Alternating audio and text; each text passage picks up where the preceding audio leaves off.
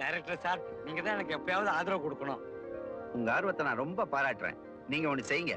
உள்ள என் அசிஸ்டன்ஸ் இருக்காங்க, அவங்க கிட்ட போய் உங்க கதையை சொல்லுங்க. நான் கொஞ்சம் வெளியில போயிட்டு வந்துடுறேன். ரொம்ப நன்றிங்க சார்.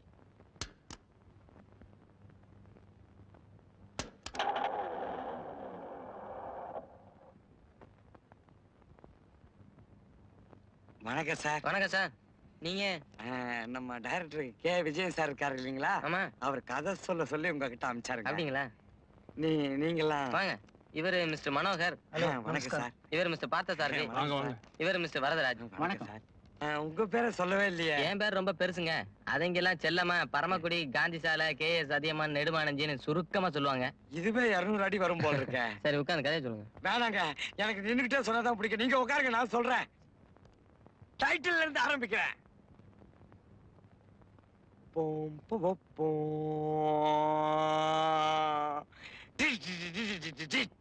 கதை வசனம் ஜார்குல்.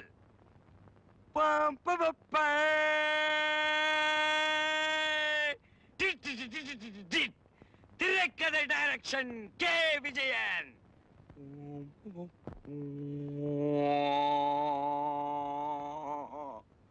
ஒரு டவர் கிளாக்.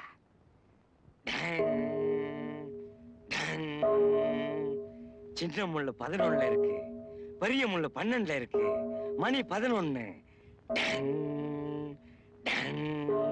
ஒரு வீட்டுல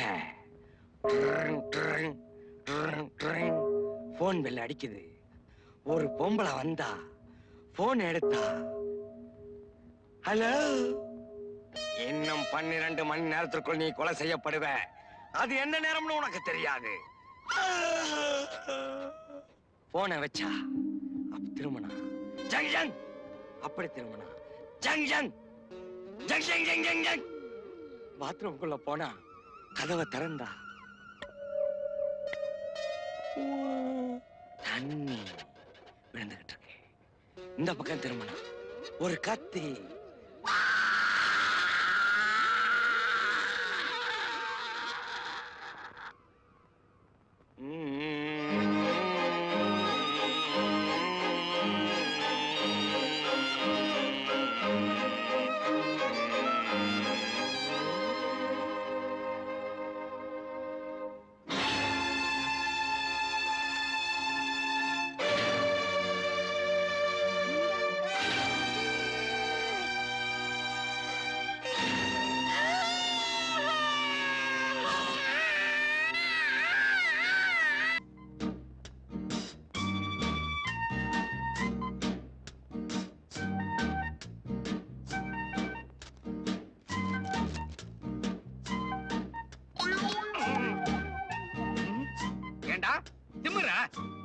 உன் தலையில ஒண்ணுமே கிடையாது.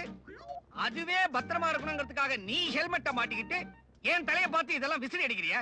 சாரி அங்கிள், நான் இப்ப எழுதிக்கிட்டு இருக்கேனே, அந்த கதையில வர ஹீரோ ஒரு மோட்டார் சைக்கிள் ரேஸ்ல கலந்துக்கிறான். அந்த சீன் தத்ரூபமா அமையணுங்கிறதுக்காக நான் இந்த ஹெல்மெட்டை மாட்டிக்கிட்டு எழுதிக்கிட்டு இருக்கேன். அப்படியா மாமா? இந்த தாய் மீது ஆணைன்னு ஒரு பழைய படம் வந்தது, அதை அப்படியே ட்ரீட்மெண்ட்டை மாத்தி நாய் மீது ஆணைன்னு ஒரு சப்ஜெக்ட் வச்சிருக்கிறேன். சொல்லட்டுமா? அத நம்ம விட்டு நாய்கிட்ட சொல்ல, அது ஃப்ரீயா தான் இருக்கு. நான் ஆபீஸ் போயிட்டு வந்துடுறேன். அப்படிங்கிறீங்க? Okay, thank you. நாய்கிட்ட சொல்லியாவது ஓகே பண்ணணும். இங்கதான் இருக்கியா?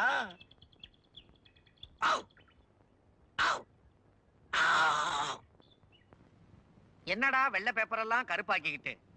டே கண்ணா, எனக்கு 2 நாளா தூக்கமே வரல. ஒரு கதையை சொல்ல. கேட்டுக்கிட்டே மாமா, நெஞ்ச தொடும்படியா உணர்ச்சிகரமா ஒரு கதை சொல்லட்டுமா?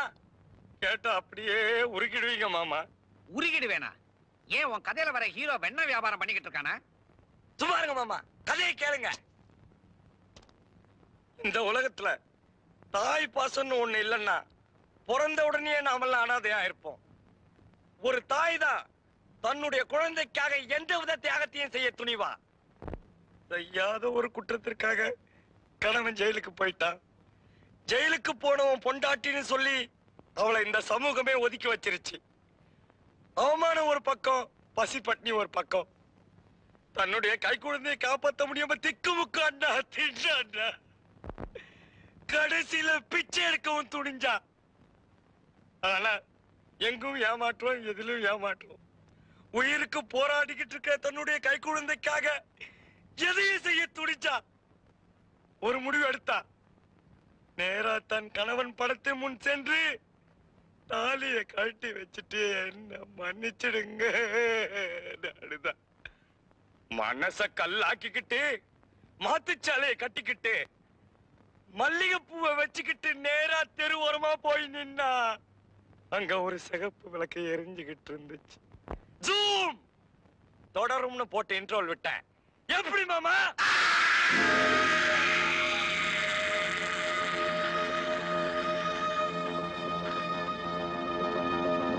மாமா